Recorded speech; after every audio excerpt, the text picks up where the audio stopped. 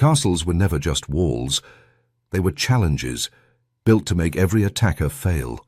But medieval armies weren't dumb. They studied these fortresses like puzzles, and came prepared with tricks that were anything but noble. From fire and filth to betrayal and brute force, they didn't win with glory. They won by making defenders give up. This is how medieval castles really fell. When a medieval army surrounded a castle, they weren't just waging war with swords and arrows, they were attacking the human spirit. A siege was a psychological campaign designed to break willpower long before the walls came down. The first goal wasn't victory through violence, but exhaustion through fear, hunger, and hopelessness.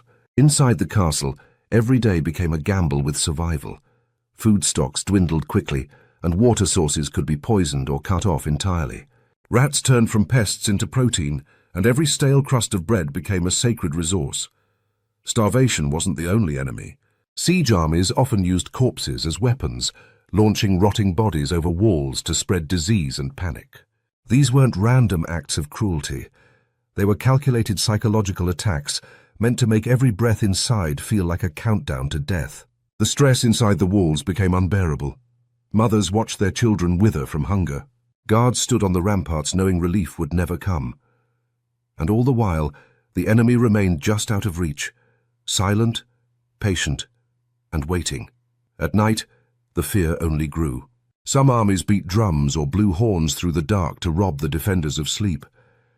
Others lit massive fires to cast long shadows that danced across the castle walls like specters. These weren't just tactics. They were performances designed to make the defenders feel haunted, hunted, and hopeless. Even worse were the rumors. Armies sometimes released captured deserters or prisoners specifically to spread panic behind the walls. Whispers of plague, betrayal, or incoming reinforcements could cause paranoia to unravel the last threads of discipline. Sometimes the besieging army didn't need to do anything at all. Just waiting was enough. With no incoming supplies and nowhere to run, time itself became a weapon. The castle became a slow oven, cooking morale day by day until it collapsed from within. Religious faith was a double-edged sword.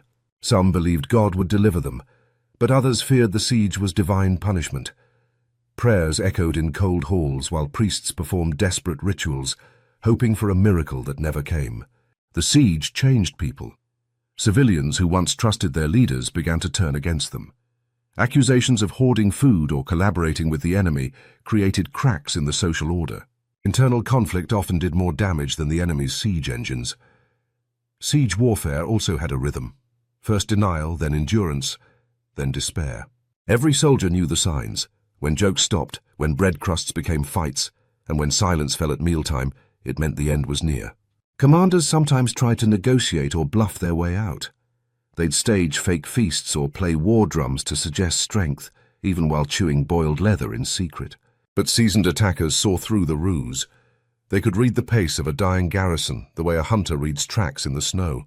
And then came the hardest moment of all, the choice. Stay loyal and starve, or surrender and pray for mercy. History offers examples of both, but the records are clear. Most castles fell not from broken walls, but from broken spirits. The longer a siege lasted, the more the defenders felt time slip away from them, like sand in a broken hourglass. Hunger hollowed out their bodies, but it was the waiting that ate their courage. Each dawn felt heavier than the last. Each bell told a reminder that hope was rotting along with the food stores. Even when they knew surrender might mean slaughter, many chose it willingly, because by then, fear of death had become preferable to fear without end. Medieval sieges didn't just kill people. They turned them into shadows of themselves, long before the gates were ever opened. Fire was the great equalizer of medieval warfare. Where brute force failed, flames could succeed, leaping over walls, consuming towers, and filling defenders with panic before a single sword was drawn. It was a weapon that bypassed stone by targeting everything made of wood, cloth, and fear. The most basic incendiary tactic was the flaming arrow, a crude but terrifying signal that a siege had entered its second phase. And all the while the defenders above dropped rocks, boiling pitch, oil, spoiled meat, anything that might stop the forward crawl of the log they feared more than any army. Bundles of pitch-soaked kindling were tied to arrow shafts and launched into thatched roofs or wooden scaffolding. Even a small fire could spread with terrifying speed inside crowded castles packed with flammable materials and no organized firefighting system. But attackers didn't stop at arrows. They hurled clay pots filled with animal fat, tar or quicklime, primitive grenades that shattered on impact and sprayed fire or caustic powder across stone courtyards. Boiling oil and scalding water were also used, though less often than movies suggest, since oil was expensive and dangerous to store. One of the most bizarre weapons in the medieval fire arsenal was the so-called fire pig. These were actual pigs covered in flammable substances like resin, pitch or oil, then set ablaze and driven toward wooden siege engines or castle gates. The squealing animals caused chaos among defenders and sometimes among the attackers themselves, but their psychological effect was undeniable. Large siege towers were especially vulnerable to fire, being massive wooden structures that took weeks to build. A single torch placed strategically could undo months of preparation and hundreds of hours of labor. Defenders often kept barrels of water or sand ready to douse flames, but in the heat of battle, even small fires could become fatal distractions. Smoke was as effective as fire itself. By lighting damp hay, dung, or tar-soaked rags, attackers could create thick, choking clouds that forced defenders from their positions. Smoke crept into arrow slits, filled stairwells, and made visibility and breathing a nightmare. It was chemical warfare before chemistry had a name. Castles with outer wooden buildings, stables, kitchens, storehouses, were especially vulnerable. Attackers focused on igniting these outer areas first, creating a ring of fire that drained defenders' resources and pulled soldiers away from the main defenses. Flames didn't need to breach the walls, they just needed to distract the people behind them. In winter sieges, fire became both weapon and survival tool. Attackers lit massive bonfires to stay warm, but they also used these fires to light more projectiles, creating a cycle of destruction fueled by necessity. Snow and ice made water buckets freeze and turned every smoldering ember into a greater threat. Sometimes fire was used not to destroy, but to drive out. In several documented cases, attackers burned entire forests or fields around a castle to produce walls of smoke and light that made escape impossible. The defenders weren't suffocating, but they could no longer hide or hope for a secret withdrawal. Some castles adapted. Stone fire breaks, iron gates, and moats filled with water or mud were used to stop fire's spread. But these upgrades were expensive and not always available to lesser lords or outlying fortresses. A castle was only as fireproof as its poorest building, and attackers knew exactly where to aim. For all its unpredictability, fire was one of the few weapons that could provoke immediate panic. The sound of crackling wood, the heat on one's face, and the roar of collapsing structures turned organized defense into chaotic retreat. Even the bravest soldier could be undone by a single gust of flame. The worst fires didn't just destroy structures, they destroyed morale. Watching a chapel burn, or seeing livestock consumed by flame, reminded everyone that nothing inside the walls was safe. In a world without insurance or second chances, fire erased centuries in a single night. Medieval attackers weren't arsonists without strategy. They planned their burns carefully, using wind direction, time of day, and even the dryness of castle walls to predict how far flames would travel. A good fire starter was as valuable as a knight, and often more feared. In the end, fire didn't have to breach the keep to win the battle. It just had to unsettle, scatter, and demoralize the people defending it. And once a single ember took hold, even the strongest fortress could fall apart from within, burning not with rage, but with ruthless calculation. When medieval armies couldn't break through a castle's defenses with fire or force, they looked not to the sky, but to the soil beneath their boots, turning siege warfare into a patient subterranean game of destruction. Beneath towering stone walls, far from the clash of swords and roar of catapults, miners worked in silence, carving narrow tunnels that would someday swallow entire fortifications in one catastrophic collapse. These were not warriors in shining armor, but skilled laborers, often conscripted miners, armed with little more than pickaxes, shovels, and nerves of steel. Their goal was simple: dig beneath a targeted section of wall, support it with timber beams, and then ignite the wood to trigger a sudden cave-in, bringing down stone and men alike. It was less a battle and more a controlled demolition, with dirt, fire, and gravity as their chief allies. Inside these narrow tunnels, conditions were almost unbearable. The deeper they dug, the more air became scarce, and the heat grew suffocating, forcing workers to gasp for breath in smoky, silent darkness. Flames from dim lanterns flickered weakly against the damp walls, while the ever-present fear of collapse or discovery pressed down harder than the soil above their heads. Some castles were designed with this tactic in mind, their foundations dug deep and wide to resist undermining. Yet even these precautions could be outsmarted by determined attackers. Medieval records speak of entire walls falling like felled trees after just one successful tunnel, proof that no defense, however mighty, was immune to ingenuity from below. But castle defenders didn't simply wait for the ground to give way. They fought back with a strategy equally desperate and daring. By listening closely, sometimes placing their ears directly to the cold stone floors, they could detect the faint scrape of tools underground and organize countermeasures with terrifying speed. This led to countermining, defenders digging their own tunnels to intercept enemy sappers and stop the sabotage at its source. These underground encounters were as brutal as they were claustrophobic. Men swung weapons in pitch blackness, lungs filled with dust and smoke, hearing their enemy's breath before they saw their faces, if they ever did at all. Archaeological excavations have uncovered collapsed counter-tunnels, where pickaxes, broken torches, and even skeletons still clutching weapons speak of battles fought in utter darkness beneath the earth. The psychological impact of tunneling could be just as devastating as the structural damage it inflicted. Soldiers atop the walls, hearing distant rumbling or spotting cracks forming in their strongholds' foundations, often panicked long before the final collapse. The terror wasn't just of falling stone, it was of an invisible enemy, working patiently and relentlessly below, turning even solid ground into a source of dread. Yet tunneling came with high risks. Tunnels could collapse early, missing their targets or killing the miners before ignition, and wet or rocky soil made progress slow or impossible. Still, when it worked, sapping offered one of the most effective and demoralizing methods of breaching a fortress, often achieving in silence what brute force could not in weeks of bloodshed. Perhaps the most chilling aspect of undermining was its subtlety.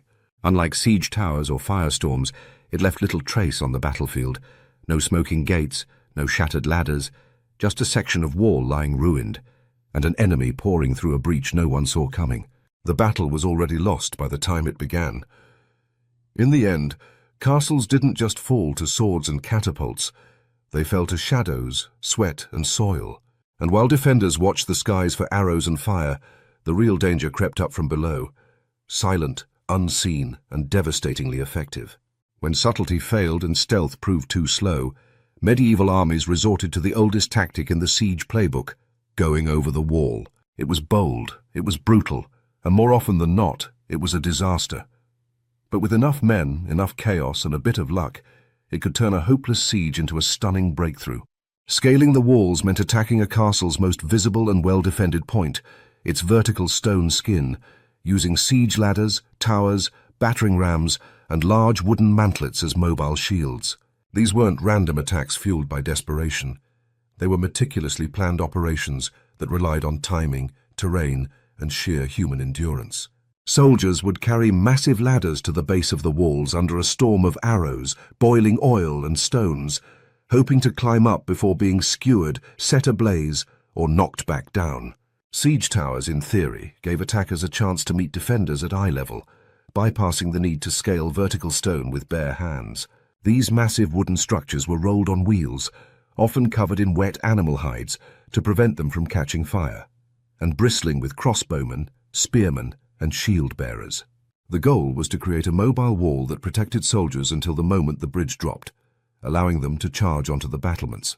But theory rarely survived contact with medieval reality.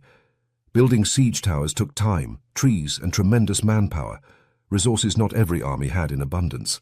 And once the towers neared the walls, defenders would use everything from Greek fire to catapults, and even specially built counter-towers to destroy them. One chronicler described a siege tower being struck by a flaming pitchball that turned it into a burning lantern filled with screaming men.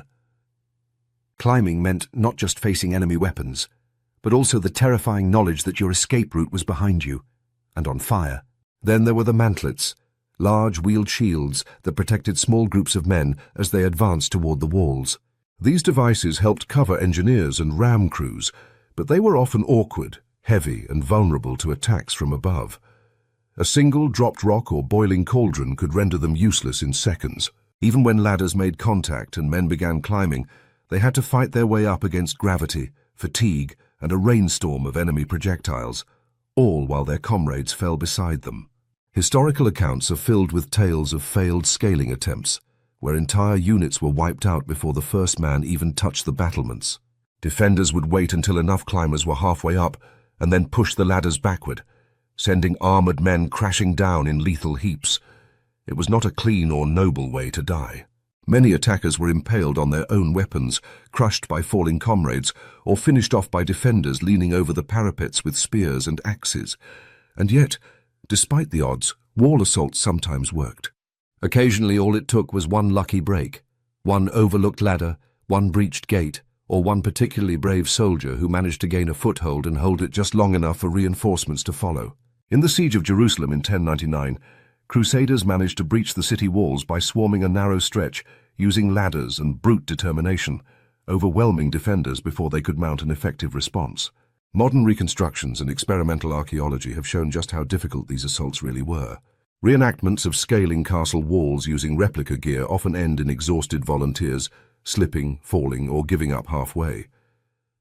Climbing a 30-foot wall while being attacked from above is not just physically punishing, it's psychologically crushing. Even with no real danger, many trained participants fail to complete the climb without assistance. To succeed in a wall assault required a blend of preparation, fearlessness, and sheer numbers. It was never the first option, rarely the smartest, and often the bloodiest. But in moments of desperation or overwhelming confidence, armies were willing to throw bodies at stone and hope that something gave way. Sometimes it was the gate, sometimes it was the morale of the defenders. More often, it was the men on the ladders. Because climbing a wall in the Middle Ages wasn't just a tactical choice, it was a leap of faith, a sprint toward death, and the hope that maybe, just maybe, you'd be the first to reach the top and live to tell about it. For all the fire, blood, and brute strength thrown at castle walls, some of the most successful medieval conquests were won without lifting a sword or firing a single arrow. The most devastating victories came from within, from whispered deals, hidden agendas, and desperate men willing to trade loyalty for silver, survival, or revenge.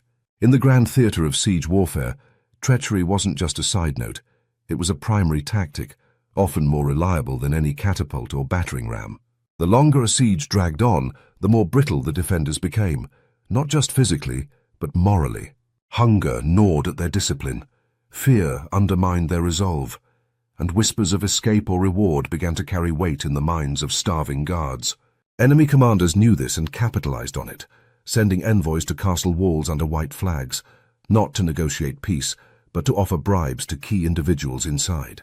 A single gatekeeper, kitchen servant, or overlooked soldier could become the weak link that brought an entire fortress crashing down. Historical records are filled with tales of castles lost to betrayal rather than battle. In 1204, the French took Chateau Gaillard not through brute force, but through a secret passage and the cooperation of a local informant who had memorized the castle's blind spots. During the siege of Antioch in 1098, Crusader forces bribed an Armenian guard who quietly lowered a rope from the wall at night, allowing soldiers to scale up and unlock the main gate from within. These moments weren't just lucky, they were orchestrated with precision, targeting not the wall, but the human heart behind it. Money was often the catalyst, but it wasn't always the only currency. Sometimes, promises of pardon, land, or survival were enough to turn a defender's loyalty. For besieged castles with dwindling food supplies and no reinforcements in sight, the allure of safety for one's family, or even just a warm meal, could outweigh any oath of fealty. Treason in such cases wasn't always treachery, it was desperation dressed in opportunity. Infiltration went beyond simple bribery. Medieval armies employed spies, saboteurs, and double agents who posed as monks, merchants, or wandering pilgrims. These figures entered towns under the guise of piety or trade, only to gather intelligence, spread misinformation, or even unlock gates when the time came. Monastic robes and prayer beads offered perfect cover. Few people suspected a man of God to be carrying messages for an invading army. And yet monasteries and churches were sometimes among the best-informed places during wartime. Some spies embedded themselves long before the siege began, living months or even years in a target city, slowly gaining trust, employment, or access to sensitive areas. Their work wasn't glamorous. It was patient, subtle, and cold-blooded. A well-placed saboteur might poison a well, set fire to a granary, or simply relay troop positions with quiet accuracy. These silent operatives didn't ride into town with fanfare.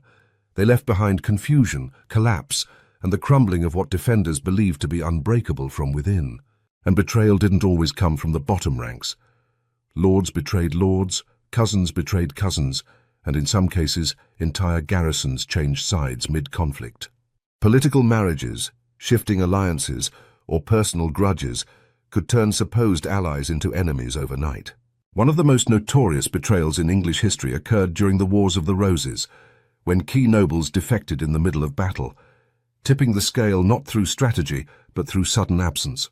Medieval commanders knew better than to rely solely on siege engines and starving out a city. They cultivated informants, spread rumors, and sent gifts wrapped in promises. Letters written in secret codes, false declarations of surrender, and even forged documents were common tools of psychological manipulation. The wall might be made of stone, but the men inside were made of flesh, fear, and ambition, and those were far easier to breach. In the end, the deadliest weapon against any castle wasn't fire or steel, but the quiet voice of betrayal echoing in the right ear. A fortress could stand for centuries, withstanding storms and sieges, yet fall in a single night to the hand that once held its keys, and when it did, the gates didn't shatter, they simply creaked open. When a castle finally fell, whether by fire, betrayal, or brute exhaustion, the real horror often hadn't even begun. Victory didn't bring order or peace, but chaos, vengeance, and the unbridled release of every grudge, hunger, and frustration pent up during the siege. For the victors, it was a feast. For the defeated, it was often a massacre with no rules, no restraint, and no guarantee of mercy. Looting was the first order of business, and it began the moment defenders surrendered or the gates were breached. Soldiers swarmed through courtyards and chambers like a flood of locusts, ripping tapestries from walls, smashing storage rooms, and dragging anything of value into the open. Gold and silver were rare prizes, but even humble items, cooking pots, tools, wool garments, became trophies in a world where scarcity ruled. The contents of pantries, cellars, and armories vanished within minutes, consumed or carried off in sacks, helmets, and anything else that could hold spoils. For many in the attacking army, plunder wasn't just a perk, it was their payment. Siege warfare was long, dangerous, and poorly compensated, so commanders often promised a free hand in looting as incentive. The official line was simple. Once a castle resisted and fell, its contents, and often its people, were forfeit. If the garrison surrendered early, they might be spared. If they resisted, all bets were off. What followed looting was often worse. In the immediate aftermath, discipline broke down as soldiers, emboldened by victory and numbed by loss, took revenge in the most brutal forms. Civilians, especially women, children, and the elderly, were rarely spared in the initial frenzy. Chronicles from the 100 Years' War and the Crusades describe entire towns being put to the sword after resisting, their streets littered with corpses and stained with blood for days. No one knew whether they would be ransomed, enslaved, or slaughtered, and the victors rarely bothered to explain. Some commanders tried to restrain their troops, especially when they wanted to claim the castle intact or win over the local population. But in the heat of conquest, orders were often ignored, and the violence took on a momentum of its own. In one account from 13th century Spain, a victorious army slaughtered every inhabitant of a town, including livestock, simply to send a message to nearby castles. It wasn't about need, it was about fear, dominance, and erasing resistance from memory. Religious justifications were often layered onto the violence, especially during crusades or conflicts between rival faiths. Victories were framed as divine judgment, and slaughter was rebranded as purification. "The blood ran knee-deep," wrote one chronicler after the fall of Jerusalem in 1099, less a statement of fact than a poetic celebration of holy vengeance. Whether that blood came from soldiers or children rarely mattered to those recording history in the name of righteousness. Not every conquest ended in chaos, of course. Some defenders were offered generous terms if they surrendered quickly, and entire towns negotiated their own survival through diplomacy, bribes, or hostages. But even peaceful handovers came with a heavy cost: public humiliations, forced tributes, or the destruction of defenses to prevent rebellion.